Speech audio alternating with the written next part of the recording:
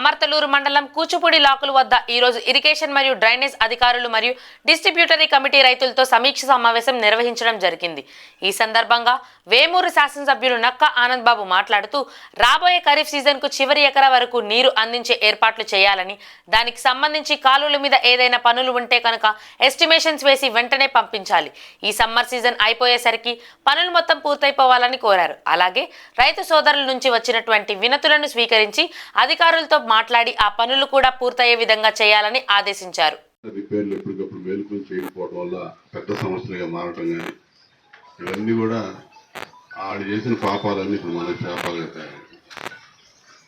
ఇప్పుడు ఏ పని కదిలిచ్చినా ఈరోజు లక్షల్లో కోట్లలోకి వచ్చే పరిస్థితులు ఉన్నాయి. ఇలా ఆర్థిక పరిస్థితులు అస్తవ్యస్తంగా ఉన్నాయి, ఇబ్బందులుగా ఉన్నాయి. అయినా కూడా చేయాల్సిందే ఏదో ఒక విధంగా.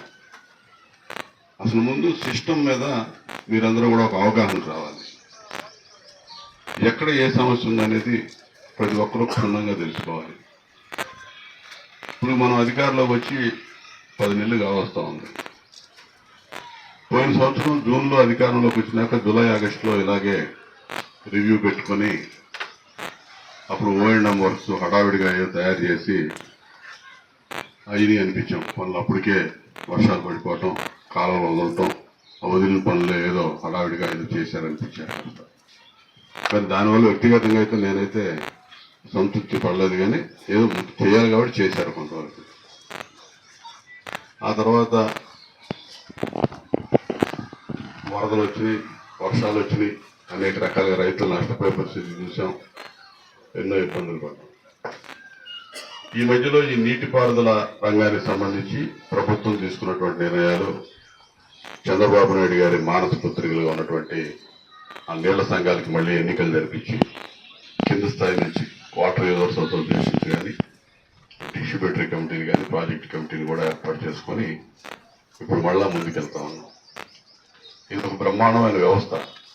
ఈ సిస్టమ్ని కరెక్ట్ చేసుకోవడానికి చంద్రబాబు నాయుడు గారు ఆ రోజు అధికారంలో ఉన్నప్పుడు సృష్టించినటువంటి వ్యవస్థ ఈ నీటిపారుదల రంగానికి సంబంధించిన ఈ సిస్టమ్. ఈ నీటి వినియోగదారుల సంఘాల ద్వారా మంచి ఫలితాలు గతంలో సాధించాం. వాళ్ళ 5 ఏళ్ళు మాత్రం ఆ సంఘాలు అనేవి లేకుండా పోయింది. మళ్ళీ ఇప్పుడు మనం తీసుకొచ్చాం. మీరందరూ WA ప్రెసిడెంట్లు కానీ, డిస్ట్రిబ్యూటరీ కమిటీస్ కానీ అధికారులతో పరిచయం పెంచుకోవాలి. ఇరిగేషన్ డ్రైనేజీ సిబ్బందితో కానీ, అధికారులతో కానీ నిరంతరం వారు మీతో కలిసి, మీరు వారితో కలిసి సమస్య ఎక్కడ ఉందనేది ఎప్పటికప్పుడు గుర్తించి ఆ సమస్య పరిష్కారానికి మీరు ముందుకెళ్తూ ఉండాల్సిన అవసరం ఉంది. దానిలోనే పెద్ద సమస్య అయితే నా దృష్టికి తీసుకొస్తే నేను కూడా ఎవరితో మాట్లాడాలి, ఏం చేయాలనేది కూడా చేయడానికి అవకాశం ఉంటుంది. ఇవన్నీ చేయాలంటే అసలు ముందు మీ పరిధిలో ఉన్నటువంటి సమస్యని మీరు గుర్తించాల్సిన అవసరం, ఆవశ్యకత ఉంటుంది. మీతో పాటు నాయకులతో పాటు ఆ ఏరియాలో ఉన్న సంబంధిత అధికారి, ఇరిగేషన్ అయితే ఇరిగేషన్, డ్రైనేజ్ అయితే డ్రైనేజ్, మీరందరూ కలిసి కూడా పనిచేయాల్సిన అవసరం ఉంటుంది. ఇవాళ ప్రజాస్వామ్యంలో మీరు సిస్టంలో ఎన్నికైనటువంటి వ్యక్తులుగా మీకు తగినంత గౌరవం అధికారులు ఇవ్వాలి. వారితో కూడా మీరు పని చేయించుకునే విధానంలో అదేవిధంగా కోఆర్డినేషన్తో ముందుకెళ్లాల్సిన అవసరం ఉంటుంది. ఇక్కడ ఏఈలు, డిఈలు వాళ్ళకు కూడా చెప్తున్నాను నేను, మీరు కూడా ప్రతి ఒక్కరితో నీటి వినియోగదారుల సంఘాలు, డిస్ట్రిబ్యూటరీ కమిటీ అంటే ఈ నియోజకవర్గం పరిధిలో 5 డిస్ట్రిబ్యూటరీ కమిటీలు ఉన్నాయి. వారికి మీరు నిరంతరం, గతంలో అదే విధంగా ఉండేది, ఏఈలు, డిఈలు రెగ్యులర్గా వారితో మానిటర్ చేసుకుంటుండేవాళ్ళు. మరి ఇప్పుడు మీరు ఎలా చేస్తున్నారో ఏంటో నాకైతే తెలియదు.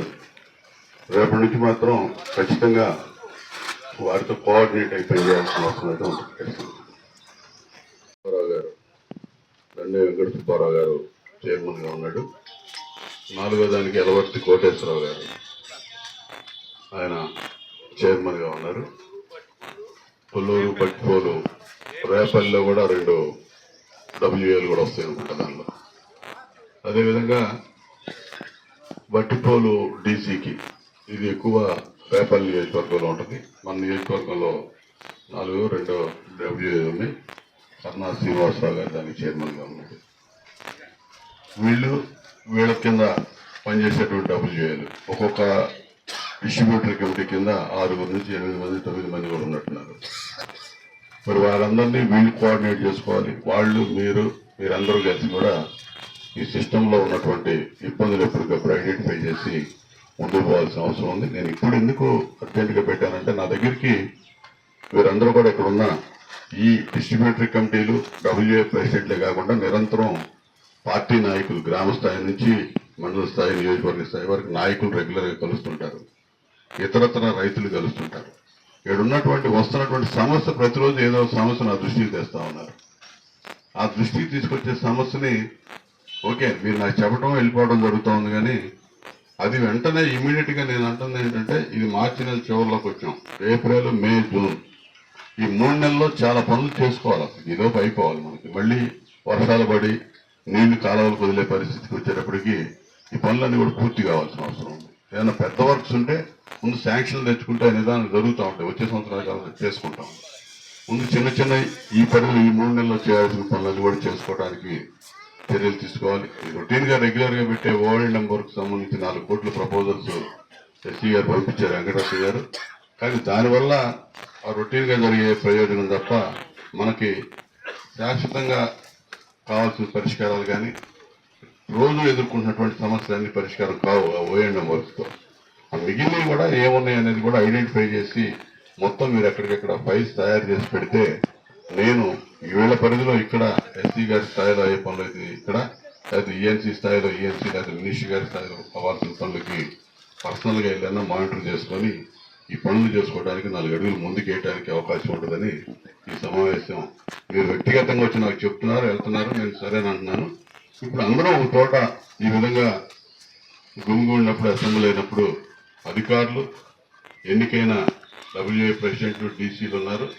మీ అందరి సమక్షంలో ఆ సమస్యలను ఐడెంటిఫై చేసి ఇప్పుడే నోట్ చేసుకుంటే రేపటి నుంచి మీరు 6 రోజులు, 10 రోజులు, 15 రోజులు ఫీల్డ్లోకి వెళ్ళి కూడా ఆ సమస్యని గుర్తించి ఏం చేయాలనే దాని మీద దాన్ని ఒక నోట్ చేసి దానికి సంబంధించినటువంటి ప్రణాళికలు సిద్ధం చేస్తే అవి ఇక్కడ సమస్య పరిష్కారం అయితే ఇక్కడే చేయటం లేదు, పైకి తీసుకెళ్లాల్సి దాన్ని ఏ విధంగా చేయాలనేది నా దృష్టికి తీసుకొస్తే నేను ఆలోచిస్తాను అనేది ప్రధానంగా ఇప్పుడు ఏర్పాటు చేసిన ఈ సమావేశం యొక్క ఉద్దేశం.